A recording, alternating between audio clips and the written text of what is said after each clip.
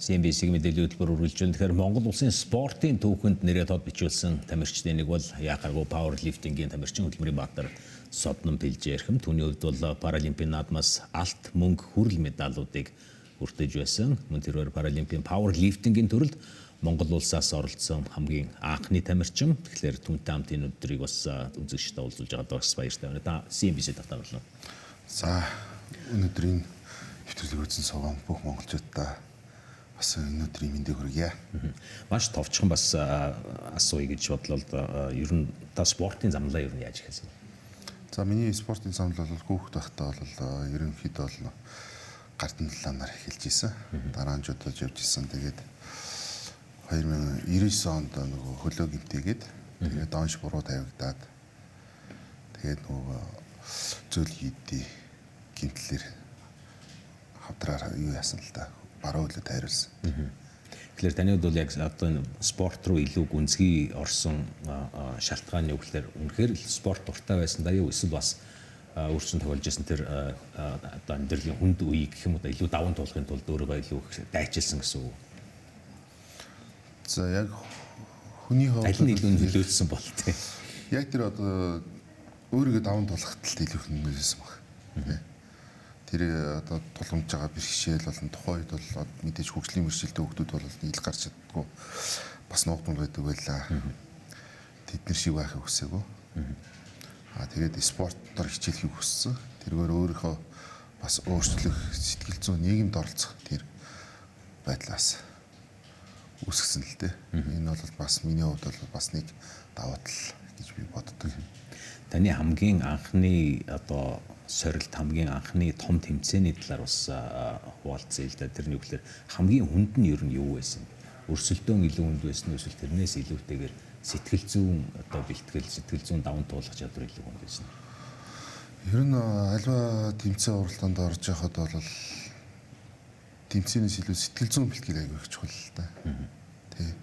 Тэгээд бас тухайн тэмцээндээ зориулж бэлтгэл сэтгэл зүй гэл бүх юм нөлөөлнө л доо тамирчууд. Тэгээд сэтгэл зүй гэх юм бол бүх юм бол нуруу унаа. Тэгэхээр маш бас сэтгэл зүй бол маш чухал. Тий. Таны Паралимпийн хувьд бол Монголын одоо төрийн далбааг мандуулж бас төрийн дууллаа ашиглуулсан гэдгээр бол яхаарахгүй спортын түүхэнд бол үлдэж байгаа. Зүгээр ер нь хамгийн асуумаар санагддаг юм. Яг энэ төрийн далбаа мандуулаад төрийн дуулал ихшгэлж яхахын хүчил ер нь яг тамирчин хүний дотор яг юу мэдрэгддэг юм бэ? За миний хувьд бол нөгөө нэг яг тэмцээн уралдаанд оролцоод ингээд төрийн дуулал ашиглуулна гэдэг нь бол мэдээж нөгөө улс их орныхоо даалгаврыг биелүүллээ. Усаас өгсөн ихтгэлийг бас алдсангүй. За тэгээд хийх ёстой ажлаа хийж нэж би боддог. Тий. Тэмцээн дээр мэдээж тухайн өргөж байгаа жингаас үзүүлж гинэ гэдэг чинь тухайн бэлтгэл дээр бэлдэж хэдэн мянган удаа өгсөний хүчинд л одоо ингэж яг тэрийгэ тэмцээн дээр гаргаж иж үзүүлж байгаа. Энэ бол тэгээд нэг бодлын өөрийн ажил юм да. Тий. Таны сонирхол бас. Таны авсан медалууд ер нь хоорондоо ялгаатай. Яг гэж ихлээр одоо магадгүй гаднаас нь хүмүүс бодохдоо алт нь илүү үнцэнтэй байх гэж боддог ч гэдэг юм. Гэхдээ яг энэ одоо алт, мөнгө, хүрэл медаль гэж одоо ер нь хамгийн үнцэнтэй таны хувьд аль нь вэ? Хамгийн үнцэнтэй гэж юусэн тамирчны хувьд бол тэр бол мэдгүй байхгүй хаа. Яг бүх медаль хөлс хөдөлмөрөө шингээж, өрсөлдөж авч байгаа юм чинь мэдээж бүх медалууд л үнэтэй байна. Тэрнээс биш яг одоо энэ нэг тэр нь хоёрт энэ ийм гэж ингэх бол байхгүй. Хүний нүдээр харахад бол мэдээж Паралимпийн наадмын алт мөнгөн медаль, Азийн наадмын алт мөнгөн медаль тий. Дэлхийн аварга гэдэг ингээд доошоо ингэж бол ялгаатай л да. Ингийн үний хувьд. Тамирчин яг миний хувьд бол бүх медалууд маань л үнцэнтэй миний хувьд. Хамгийн хүнд нөхцөлд одоо хүртсэн медаль нь аль нь байдаг вэ? Хамгийн хүнд нөхцөл яасан бол ковид үе авсан Токиогийн алт медаль.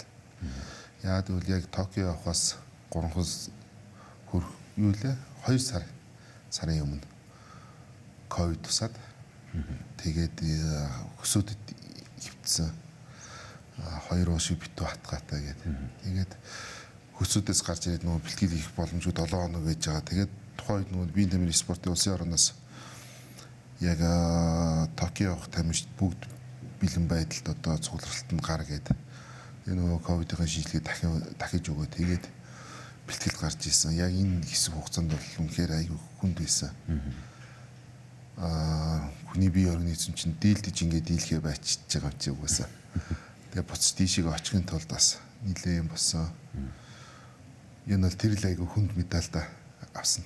Гэтэ хамгийн оргил нь гэх юм уу? Нийгмээрээ ч их хүнд байдал байсан шүү дээ. Нийгмээрээ ч хүнд байдал байсан, тамирчид бүгд л хүнд байдалд байсан. Тэгэл Токиогоос бол нэг медаль авсан тамирчид бас цөөхөн шүү дээ.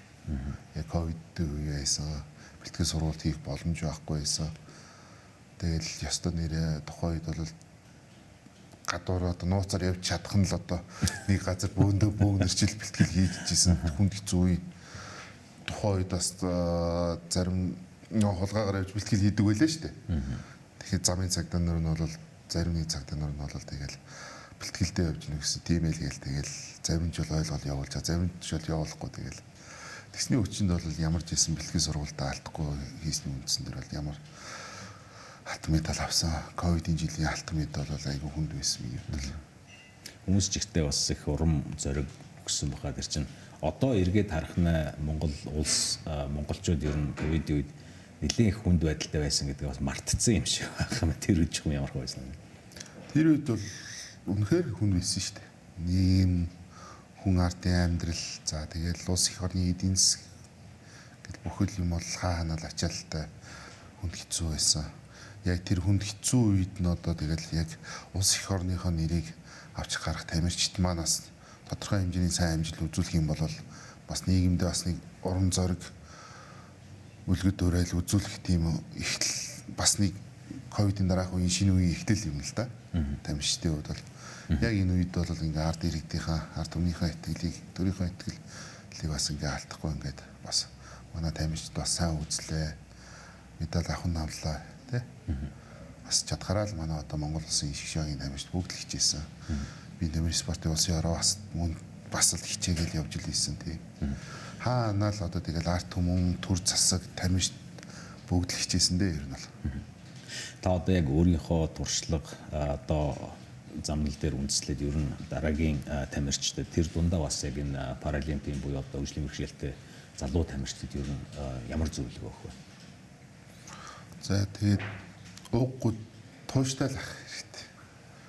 Бэлтгэл сургалтанда.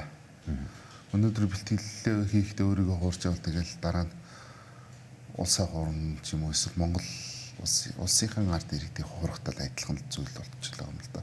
Бэлтгэлээ хуурч хийвэл бэлтгэлээс юм цай Сахлах Батанд дор хийх юм бол энэ нь бол угаасаа арт түмнээ баярлуулах улсынхаа өмнө хүлээсэн шгшаагийн тамирчдынхаа үүргийнхээ хувьд ажиллаа сайн хийж байна л гэсэн үг.